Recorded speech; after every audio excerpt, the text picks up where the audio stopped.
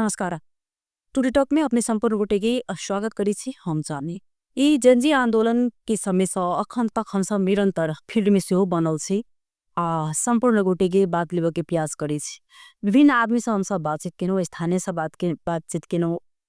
लेकिन जेकर रोल छलै जेटा के आंदोलन से अतेक पैघ परिवर्तन भेलै जे कोनो देश में एहन परिवर्तन नहीं छलै भेल जे लगभग 27 घंटा नहीं बीतले आ उ नेपाल में परिवर्तन लाई देलकै। कैसे आंदोलन हरेक किसिम में से परिवर्तन अबै छै, लेकिन ई जेनजी पुस्ता के जे आंदोलन छलै ई बहुत पैघ जे से चेंज कही जे लाई देलकै। ताई हम सब बातचीत करब विशेष क जे जेनजी पुस्ता छथि हमरा सब लग में, जे हिनका सबके शुरू से हम भूमिका छलै तो हुनका सब संगे बातचीत करब जे अखन के जे प्रधान मंत्री संगे जो हुनका सबके जे अपेक्षा छन जे आब नया सरकार बनते ओहि से हुनका सबके की अपेक्षा छन कि वास्तव में इनका सबके आंदोलन जे छै ओ सक्सेस भेला के बाद हुनका सबके संतुष्ट छथि। पहले हम सब उनका स्वागत करब तब विशेष बातचीत करब। तैना हमरा सबके अतिथि छथि आए गे हमरा सबके स्टूडियो में सुमंत कर्णे जी आ आशीष राउत, हुनका दुनूटा के पहले हमरा स्वागत करब तब विशेष बातचीत करब। दुनूटा के स्वागत से जी नमस्ते मैम, बहुत बहुत धन्यवाद अपने के। अपने संगे पहिल प्रश्न मरे जे ये आंदोलन केना क जे छै शुरुआती अहाँ सब के लिए केना बुझलिए जे हमरा सब के आंदोलन करबाक से केना क अहाँ सब ये आंदोलन के शुरुआती के लिए? सबसे पहले बात कि हम सब जेनजी के पुस्तक अखन छी युवा जनकपुर में जेनजी के अर्थ अखनो तक बहुत युवा नहीं बुझ रहा है कि जेनजी अर्थ छै की। के बाद जे उमेर के क्राइटेरिया में पड़े जेनजी से जेनजी बेसी जनकपुर के जेनजी सब सही रहे से माइग्रेट भग कोई कतौ पड़े से कोई कतौ पड़े से अधिकांश आदमी स्टडी के लिए बाहर चल गए से। तो जे कनी मनी बचल हम सब जेनजी, तो जेनजी में हम सब 23 गते जना भादो 23 गते कार्यक्रम भेले काठमांडू में। तो काठमांडू में देखली कि बहुत आदमी के मृत्यु भेले नैनिक तरीका से। तो हम सब फिर अतः कार्यक्रम के लिए जनकपुर में जेनजी के प्रोटेस्ट हो पड़ले। तो साथ में हम सब अपन सबके जे साथी जेनजी पड़ी से में सब के बेसली छलकल के लिए कि भाई हम सब जनकपुर में अब शांतिपूर्ण ये तो गलत नहीं फैला के शांतिपूर्ण रूप से करल जाए। तो काठमांडू में इतने देत वाला एक कारण से हम सब आरो जगली अगर शांतिपूर्ण रहते काठमांडू में तो खासे जनकपुर में नहीं परिवर्तन नहीं कुछ होते होते देत वाला के बाद हम सब कल नहीं आप कर पड़े जनकपुर में वही किस्म से हम सब स्टार्ट के लिए मोटामोटी 7 साढ़े 7 के बीच में शांतिपूर्ण रही सब चीज लगभग लगभग। के बाद 12-1 बजे के बाद हर एक लोकेलिटी के गांव के आदमी सब से अत घुसपैठिया सब से प्रवेश भेले 12 बजे तक एकदम शांतिपूर्ण रहे। जे नॉर्मल जेनजी के मांग रहे कि सरकार गिर पड़े, भ्रष्टाचार नहीं हो पड़े, आदमी के जे असली छै से आओ पड़े, निक आदमी फंड में हो पड़े, झोले छाप सब पछाड़ी हो पड़े, से चीज हम सब के मांग रहे एकदम शांतिपूर्ण। के बाद से 1 बजे के बाद से पूरा जनकपुर माहौल चेंज हो गई, एहन चेंज डिजास्टर चेंज हो गए। जेनजी नहीं रह गए, सब घुसपैठिया सब चले ले, झोले सब चले ले, जे केकरो नियंत्रण में नहीं रही वो अजीब आतंकवादी टाइप के करी, कुछ सुनीला नहीं माने बुझिला नहीं माने। के बाद एते संरचना बर्बाद भेले जे हमरा के निजी क्षति भेल छे। तखन कहाँ छलिए जखन जे कहाँ से ले घुसपैठ सब जे हाँ शुरुआती में तो ओतेक आदमी के सेहो मास के सहभागिता नहीं छले, तो फिर उ मास अचानक एले कहाँ से की बुझाला हाँ सब? हमरा सबके बुझाइल कि देखियो खाना पीना के टाइम छे हमरा यहाँ के लोकेलिटी में 12-1 बजे लोग अक्सर खाए छे, 11-12 बजे खाना खाए छे लोग। खाना खेला के बाद कहाँ से होते युवा प्रचालन भेले, कोनो पार्टीगत प्रचालन भेले कि भेले कि हम सब नहीं बुझ सकलिए। आ जतबू रोके कोशिश के लिए तो रुके वाला मासे नहीं चले, कनी मनी मास नहीं चले, मोटामोटी 5-6 हजार जनता जनकुन जुटल चले। अब में जेनजी नहीं लगाए, जेनजीओ चले नहीं चली तेन बात नहीं छे, जेनजी लगाए हर एक एज फैक्टर के आदमी चले, 40-50 वर्ष तक के आदमी सबके हम सब देख लिए। आ जतबू रोकबे हम सब रोके वाला 15-20 आदमी, तो रुकाए वाला चीजें नहीं चले। 5,000 आदमी के 20 आदमी कथी कर सके, कुछ नहीं कर सके। हम सब बहुते चाहली रोका के लेकिन रुकला नहीं भेले। आशीष राउत जी कि अहाँ सबके जे ई आंदोलन भेले ओई आंदोलन के समय में जे तरीका से एकटा ई जेटा कहलखिन जे सुमंत कर्णे जी से हमरा सबके एकटा ई सोच रहे शांतिपूर्ण आंदोलन करबाक,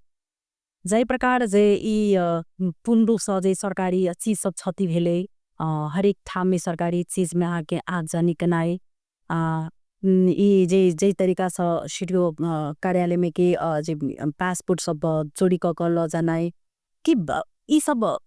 अथवा ई घुसपैठे किया नहीं करे ई कतेक अहाँ सबके निक जायल ई सब तो सरासर गलत है, नहीं होई के चाहिए। सर्वप्रथम हम सब 6 बजे से सवेर से जो में रामनंद चौक हो, बजरंग चौक हो, पिराई चौक से लग के यहाँ के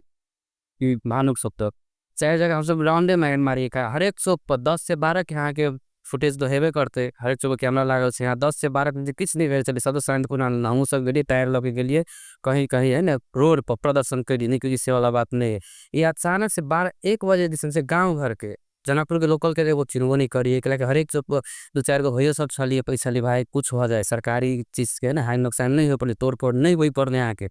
से समझे कि हम सब कहले हाँ भाई नहीं हुई पड़े। तो हर एक चीज़ में यहाँ के DSP साहब सतीन साहब इंस्पेक्टर साहब सती सी डी ऑफिस जब भी आंदोलन जो घुसलिए भानु चौक से शुरू में अल गेलिया कति पैसे यहाँ के नगर पालिका में गेली। नगर पालिका में अनुरोध कैली लगभग 1000-2500 आदमी जुट गए। कहाँ ना कहाँ से अचानक से अली की बुझाली पर्सनल रिश्वी एक दोसर तो छेबे करे की बुझाली उनका सब पर्सनल तो हेबे करते। आप केकरो होते ना 10% 20% अभी तक हमारा के कमीशन चले रहा है। नगर पालिका में लो चाहे मंत्रालय में जाओ, आप केकरो व्यक्तिगत धारणा है तो हम शांतिपूर्ण से 10 से 12 हर एक फुटेज में देखियो सब तरह से नियंत्रण के लिए। 12-1 बजे अचानक से कहाँ से घुसपैठ चल संहरबेरी करलक। आगे शुरुआत में नगर पालिका में क्षति नहीं बनी, साँझ में भेल सीडी ऑफिस कार्यालय में जाइयो 10 से 12 के फुटेज देखियो लगभग 1000-1500 के छले 10-15 आदमी के टोली छले सबके रानन जो सब कुछ फेर के नेतृत्व में अलिए कली भाई नहीं कर जोन कार्य तरफ एगो छोट सी सामान्य चीज के लागी नागरिकता बनल 4 ना 5 ना 2 पड़ी है चल पड़ी है। आ उहे अपना सब नहीं रहती तो पता महीना लगते की लगती केना लगती कही कहे कि नहीं सब सोच विचार क के सबके भवित पुलिस प्रशासन को हार वार कर रहा है। हम सब कर रहा बाद पुलिस प्रशासन धन्यवाद दिल कि भाई हम लोग काम करियो करे। ओते भेला के बाद आगे साँझ फिर नगर पालिका सीडी ऑफिस में आगजनी भेल थे। जाय प्रकार की वास्तव में आप सुरक्षाकर्मी की आवश्यकता नहीं रहे आदमी सुरक्षाकर्मी सब जैसे से पीड़ित भ चुकल तही कारण से सुरक्षाकर्मी सबके जैसे से पूरे चौकी में आगजनी कराई, ट्रैफिक प्रहरी कार्यालय में आगजनी कराई, ई सब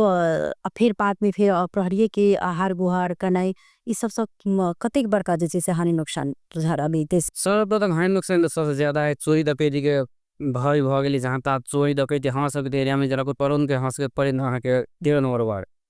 पहले भर के 3 नगर के घटना भेलिए सेरौली 8 जानी कदल पे अधिकृत के घर में पड़ोसी के घर में पुलिस प्रशासन के फोन करी छे सही सब फोन कैलिए कहे चलिए भाई जसरी पनी है मिला 3 और आपसे मिला हमें आउन सर देना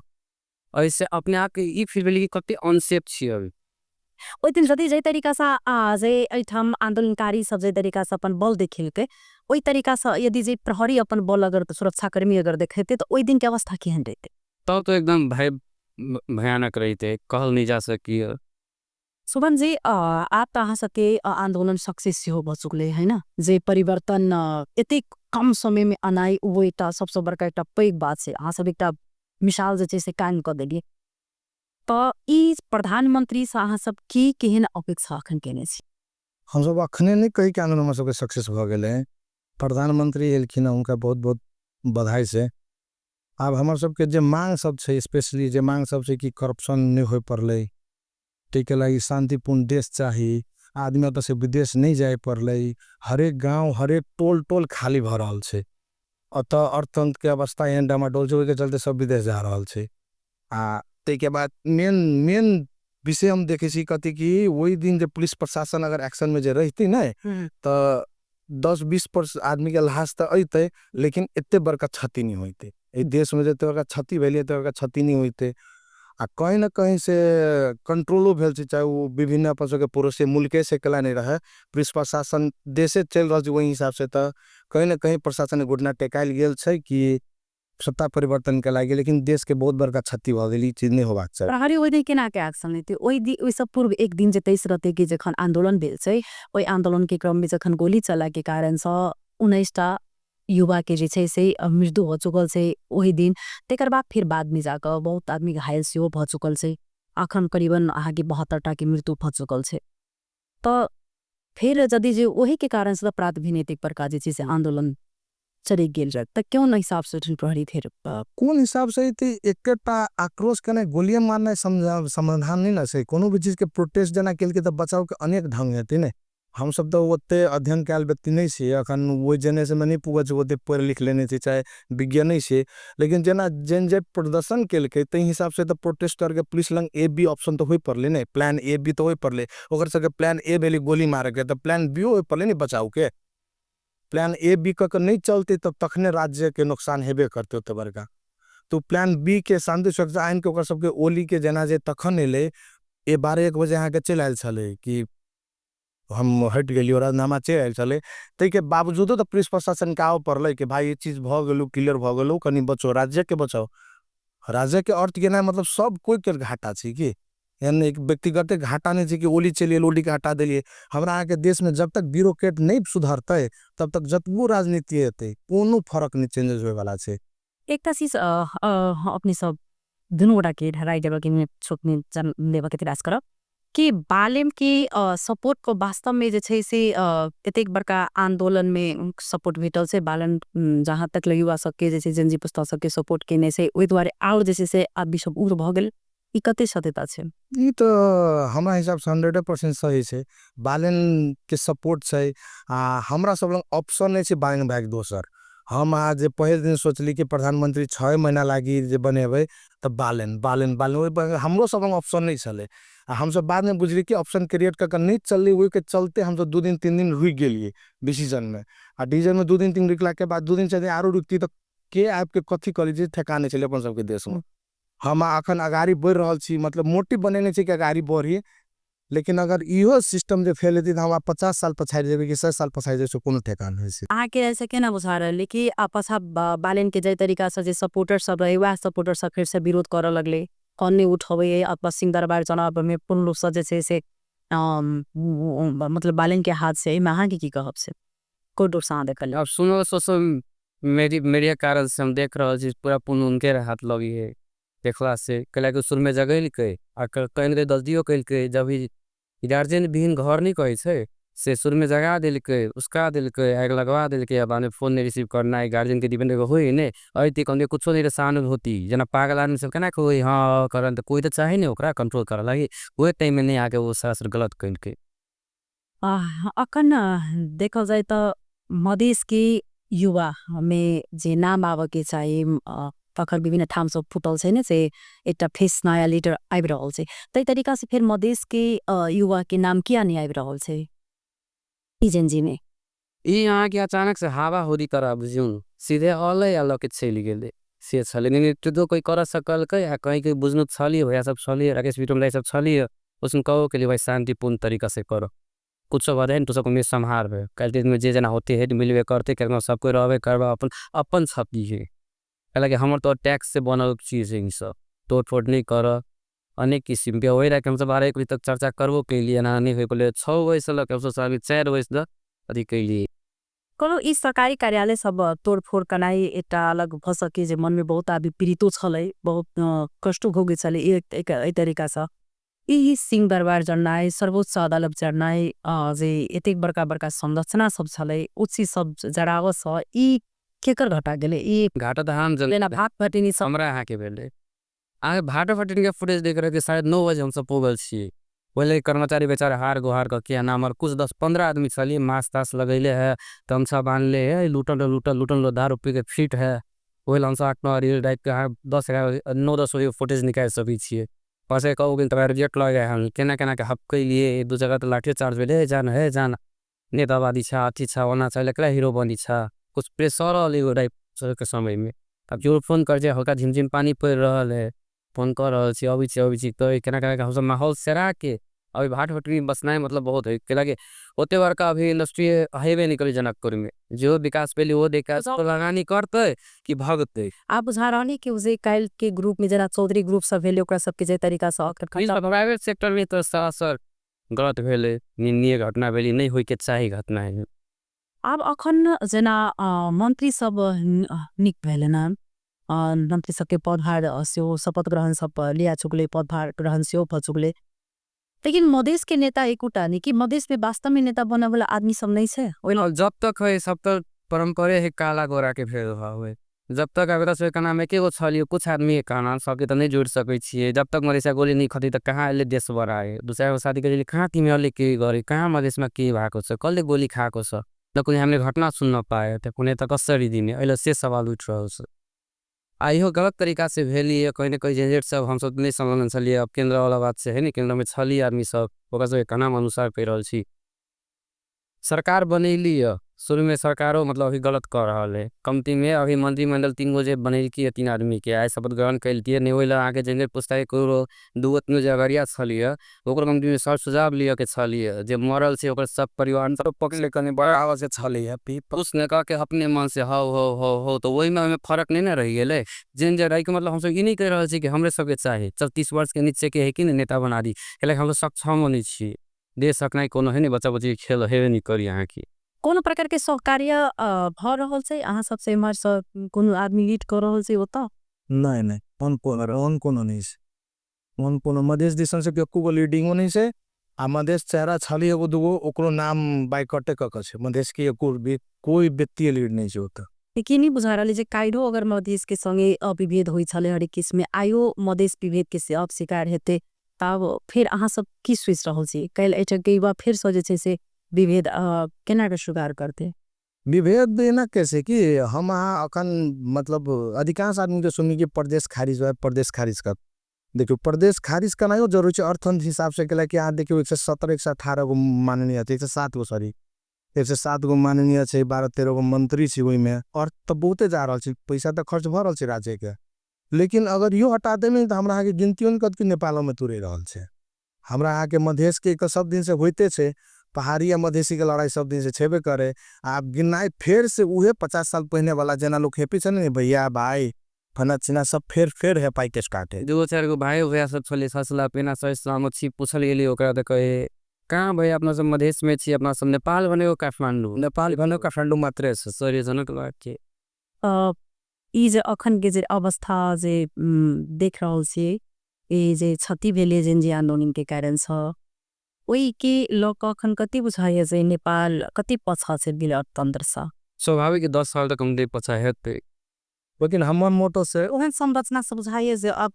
जल्दी बन सके जल्दी तभी बन सकिया हमर मोटो तो अगर राज्य ठीक से चले कि ना तो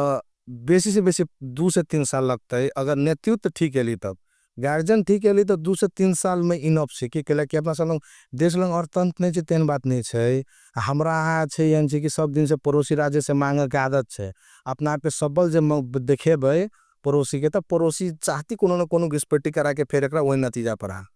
ताकि लगे अपना आप के सबल नहीं बना के इंटरनली हाँ भाई तो ही बड़का छे हम ही छोट छी वही हिसाब से जो राज्य अखनो ठीक नेतृत्व में जना हम सब अखन दिलिए विश्वासे पर दिलिए अगर उ 5 गो 4 गो व्यक्ति जो निक से लीड करे ना तो देश बनना कोनो बड़का बात नहीं है 3 से 4 साल में मैक्सिमम परिवर्तन भ सकिए ई कहीं तो ई 42 साल लम्सावे शायद में जे पहिल बे नेपाल के महिला जे से प्रधान हमें सुशीला कार्की जी उनका स अहाँ सब केहन अखन के हाल में अगर पूछल जागरिक सब में की इच्छा मतलब विशेष कर रखने छी जे केहन देखो चाह रहा है नेपाल के सबसे फर्स्ट कि हमर धारणा में बाकी विशेष के बाद नहीं हमर धारणा में सबसे फर्स्ट नेता के काम छी मतलब शांतिपूर्ण राख के देश चला रहा ब्यूरोक्रेट्स मेन भूमिके छे ब्यूरोक्रेट्स के चलबे के ब्यूरोक्रेट्स जे जखने ऑप्शन देखियती ना तो नेता तो करप्शन नहीं कर सकिए वो रास्ता देखावे काम छे ब्यूरोक्रेट्स के अखन तो हम सब के लिए नेता के आए वाला समय में अगर देश की एने हालत रही गई अगर ब्यूरोक्रेट्स अखनो नहीं सुधरल तो हम सब चुन के ब्यूरोक्रेट्स के नहीं छोड़बे ये देश बनेती तो ब्यूरोक्रेट से बनेती कि जतबू हम लीड करबे हम आगे चेहरा लीडिंग से लेकिन डॉक्यूमेंटेशन हर एक चीज ब्यूरोक्रेट से करे ऊपर से लेकर नीचे तक कर्मचारी के हाथ में से अखनो तक कर्मचारी के मानसिकता नहीं बदलते तो कुछ नहीं होने वाला है सबसे पहले कर्मचारी के बदलाव पड़े परिवर्तन एते टाइम के लिए तो नेता के भगा दिल इनफ नहीं है कि वो नेता तो एगो लीडिंग चेहरा छे मात्रे आ नेता के काम भेले हाँ ई हम ई छी वो जना टोल गांव भेले नहीं कि हाँ ये हमार बाबा भेलखिन तो बाबा के काम भेली कथी घर के देख के कमाए वाला एगो आदमी रहे छे कहे वाला कि हाँ बाबू ई पैसा ल कर लियो आप केना चलेबा चलाबा तो वो ब्यूरोक्रेट जब तक नहीं सुधरते नहीं तब तक देश के कोनो काम मतलब ठीक नहीं जाए वाला रिपोर्टर्स क्लब में जखन जे गुरुङ जखन जे पत्रकार सम्मेलन के बीच में कह दे कि जेंजी फेंजी कैसी हम नहीं जाने छी त ओइ पर की छै अहाँ सबके कहब? ऊ कथी छै कि हामी नेपाली के एगो एनजीओ छलिय आ ऊ अहाँ के मेन ओकर लीडिंग छली कि अहाँ के सुरक्षा ओतऽ दिए के मेडिकल टीम पानी सानी लक ओतऽ बैसल छलिय आ हमरा के कहावते छै कि बेचे वाला के पीठो बिकाय छै नहीं बेचे वाला के चावल नहीं बिकाय छै। ऊ बाजा में चैंपियन आदमी एनजीओ सब जगह संस्था में जोड़ल आदमी ऊ बाजा में कनी लीड केल के सता सता पे उसके छ सबको अनुभव नहीं रहे छै बखर ग्रेजुएट का काल रहे छै फील्ड में तो भीजल नहीं रहे छै ओते नेता के झोला बोकने नहीं रहे छै कि ओकरा पता रहते आ ऊ विभिन्न एनजीओ सब में काम ताम कैल व्यक्ति तो बाजा में लीड केल के वो गाड़ी बढ़ियो लेकिन ई चीज नहीं हो पड़ले कि जे लीड केल के ओकरो लॉ कर चल पड़ले कि तब सुदन गुरु एकदम निक बुझती कि निक लीड केले तो लेकिन ऊ कहीं ना कहीं गलत केल के जेब केल के ओकरो लॉ कर चल पड़ले कि ऊ कहाँ से अपने से अंडरग्राउंड भ सकल छै जे मेन पहिले के जेनजी छले से कि जे लीड केल के ई बात पर आवाज उठेल के कि ऊ डर सकत छिप गेल छै केना छै? डर ओन कुछ नहीं छै डर कथी रहते ओते प्रोटेस्ट केल के जे आदमी अत काम कर जे आदमी देश के लागी प्रोटेस्ट करे छै ना डर कोनो चीज के रहबे नहीं करी छै। ऊ बुझियो कि बुझ जब फ्रंट नहीं मिले हम लीड कर रहल छी जनकपुर के आ कोई थर्ड पार्टी आके लीड कर त हमर मनोबल डाउन भ गेलै ने आ हम नेता के त झोले नहीं ना छै कि हमरा पता रहे छै कि नेता मारो खा के अगाड़ी जाय छै आलोचना हम सब तो सुनने नहीं रहे छिए आ भक्कर छिरबे तब हम बुझबे कि केहन छै मार्केट के माहौल तो आलोचना सुनने नहीं छले ऊ बेचारा तो ऊ कैसे ना लीड कर जेता ऊ बुझल के डिमोलाइज भ रहल छै तो अपने आप बैक भ गेलै आ धीरे धीरे ओकरा समाज सिखेते कि एना नहीं एना होइछ। आशीष जी जै प्रकार अगर जे वास्तव में अगर फिर सोबा ढांचा में अगर फिर अखन के जे प्रधानमंत्री अगर गेले तो फिर सब केना बुझा रहले छै अवस्था की कब? अवस्था आवाज एकदम धीरे हेती केला कि अभी के आए कि और से 4-5 आदमी हमरा कॉल कर चुकल है कह रहले कथी देखो ना भैया एना ना लीड कैलिए घूमलिए फिरलिए हम सब हाथ में कुछ नहीं चले अब केने के माइक पकड़ ले है कोई आके डेस्कटॉप पकड़ा ले कोनो कैमरा फुटेज फुटल है वो हानि नुकसान भेल त जिला प्रशासन कार्यालय आदेश देने पकड़ाओ पूर्जी कर छानबीन कर के तो स्वाभाविक है कि कहीं ना कहीं सब बहुत आदमी यहाँ के 80% आदमी यहाँ के समाज सेवक से ल गए मान सके हम सब देखल बात है आ कहे ना 20% आदमी की कैल कि सामान ल के यहाँ के जरायल गेली अब भूकंप वाले क्षति भेल के बेहोरते सरकार बेहोरी है वहाँ दियानी बिहार है छले है ना एक जिला प्रशासन कार्यालय पकड़ाओ पूर्जी करे कनी ये नहीं अच्छा और एना छै कि यदि अहाँका नाम है सबके जे घुसपैठ जे छै से आबि गेलै जे छिनल जे चेहरा सब मेरे ओ सब बाहर से आबि गेलै तो एठम के यदि ओहन बात रहे तो किछ युवा अगर बचाव कर चाहते तो ये तो बचाव होती नहीं बचा हुई थे जहाँ तक कहानी कोई थी हम 10 से लग 9 से लगे 12 बजे के फुटेज देख लिए सीडी ऑफिस में जाइए वो वहाँ अंदर बताली हुआ पुलिस प्रशासन कोई ना हाजिर छलिए हार गुहार कह के बाद 12-12:30 कह के भाई धन्यवाद सिमने के गॉड ने शो था के गॉड लसा जा सब बुझ सक आज सब सुन कैंटीन लुटलिए जब हो वाला कैंटीन कोई नहीं बचा सकी चले जब कहीं पुलिस प्रशासन के बड़का वैन छलिए ओइ में आग फुकिंग गेली हम सब हमें लगा सिलेंडर के लगा है इंडर निकाल के हाथ जनी होई से बचवे के लागि पानी धके मुझा के पुलिस प्रशासन कहो के लेत भर के एक्शन लिनुस न कार हेर्नुस् गर्नुस् हामी अगाडि छँदैछौँ नि पहिला आक्रमण गर्छ हामीले गर्छ नि त उनका सके के होस् मतलब पहन छलिए कि हामीले आदेश कसले दिन्छ कस केना काम सब मतलब वही नहीं लीड करिए कोई आदेश से दिया वाला नहीं हामीले के भन्छ कि बैकवर्ड भइहाल अहिले बैकवर्ड भइहाल केही नगर ऊपरी से आदेश आए चाहिँ केही नगर हामी गार्जियन विहीन छौँ र यहाँ छै कि प्रहरी के कहनाम अनुसार जे आदमी सामान लक गेल छै जे आग लगेने छै जे मेन रूप पर जे रोल प्ले केने छै ओइ आदमी के मात्र जे छै से कानून के दायरा में मतलब लाभ के बात छै जो इठन ठार से जे किछ नहीं कर रहल छै तेहन आदमी के नहीं छै नहीं एगो बात मैडम जे आदमी आइजनी गेल के जे आदमी पेट्रोल रंग के ओकरो पकड़ा होय पड़ले जे आदमी पेट्रोल अहाँ सबके अखन ई चीज छै ने कि अहाँ सब भूमिका निर्वाह करियो जे आदमी वास्तव में था दोषी छै ओकरा लाभ के काज अहाँ सब के छै हम तो लिए त छै तो से सपोर्ट से लिए से आगा हम सब 3-4 आदमी के हथियारों सब जो भाई सब पकड़ के गेल छलिए ओकरा सब के जगह पर मुझे चौकियों के हथियार गायब छलिए हम सब आदमी के कैमरा घर जाके फुटेज चेक करके ओकरा हथियार फिरता करबे नहीं छै आ वो बेचारा हाथ में धऽ लेल के वैसे उठा के दोसर कोई ल गेले अब घीर चली मास चली केकरा की पता उठा के ओकरा ल गेले फिर ओकरा जिला में से हटबेलिए हमरा कह मतलब कार्रवाई नहीं कर हम मांगनी हमरा लेकिन सही व्यक्ति कार्रवाई हो पड़ले जे घुसपैठिया केने से कार्रवाई हो पड़ले कि ओइ में अहाँ सबके अखन के जे अगर अवस्था अगर होन छै त ओइ में अहाँ सबके नेतृत्व साइड करबाक छै सही गलत चटिया पड़ले जे बेकसूर छै ओकरा अहाँ सबके बचेबाक छै केर ओम जगह पर अहाँ सब छलिए अहाँ सबके ही छलिए आब केना कोन रूप से अखन देख रहल छै अखन के अवस्था केना बुझा रहल आप जो अखन के अवस्था में अगर ठीक ढंग से चलेलकै त ठीके रहते नहीं कोनो भूचाल लेते अगर 2-4 डिवीजन एले त भूताल फेर एबे करते भूकंप फेर एबे करते देश अखन जे कभी शांत भ गेलै ओन कुछो नहीं छै। किन अहाँ सबके आप देखल जाए त पूर्ण रूप से मंत्री सब नियुक्त भइए चुकल छै त एमहर से मधेश से एकोटा मंत्री नहीं भेले त अहाँ सबके एहि पर की छ एक्शन कि सर यहाँ बताओ मधेशवादी के हम सब समर्थने नहीं करी छिए। सरासर सबके उहे पार्टी सब त चेहरे छै मंत्रिमंडल अभी के छोड़ के केंद्र में जे छै वो किछ नहीं कैलकै। उहे मंत्री अभी के दिन में आप 3 गते असोच के काला दिवस मनबी छल। और हरेक पार्टी का हिसाब से हरेक आदमी काला दिवस हामी संविधान ने मान देनो हम यो कर देनो त्यो करने के नारा जुलूस सब ने लबी चले। ओए अभी संविधान के जोगार संविधान बचाओ बेटा ध्यान से कारण से संविधान का अहाँ सबके की छै बचबाक चाही कि ढंग बचबो के चाही। बचबो के चाहिए 2-4 गो विभेद होई पड़ले 2-4 गो चीज मुद्दा थपो पड़ले कि सब चीज तरीका से जेना सबसे फर्स्ट हमरा समझ अनुसार डायरेक्ट प्रधानमंत्री के चुनाव होई पड़ले। दल सब छै कि दल सब नी काम करके खराब काम केल के उते टिका टिप्पणी करके विषय मन नहीं छै लेकिन दल सब नहीं चाही कि चाहिए तो एहि हिसाब के चाहिए कि छोड़ पड़ले पुराना ट्रेडिशनल सिस्टम छोड़ पड़ले नया यूथ के मौका दिया पड़ले 30 साल 40 साल। देखियो स्वार्थ सब कोई के रहे छै कि अपन अपन हम पॉकेट करी लेकिन एना नहीं छै कि लोग 50 साल 1 लाख में लोग के जीवन शैली नहीं चल सकिया। हमरा यहाँ के नेपाल एते बने पूर्वाधार देने छै स्कूल के बनिया करी बनिया हेते अपन अंतर अस्पताल के बनिया करी बनिया हेते हम आए कर जे स्वास्थ्य शिक्षा वो दोनों चीज बनिया भ गेली तो भ गेली हम भरल पुरल छी ने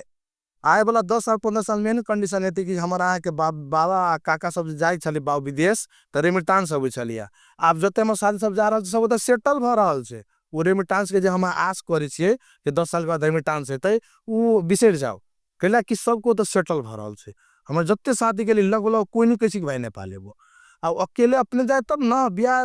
क के ओतही सेटल है 10 माइंडसेट बने छै त हमरा लंग नेपाल ले पहले पैसा पठेते। समान जी जेना कि अहाँ अखन कहलिए जे 30-40 वर्ष के उमेर के आदमी के मौका देबा के चाही प्रधानमंत्री के चुनाव होबे के चाही डायरेक्ट त कि एमे अखन ओइ तरीका से 3-4टा के मात्रे फेस एले विशेष जे पॉपुलर छलकिन ओ सुशीला कार्की जी छलकिन तो ओइ के बाई कहाँ केकरो फेस देखली जे कि मतलब प्रधानमंत्री बनल है कि नहीं से नेपाल में तो सारा आदमी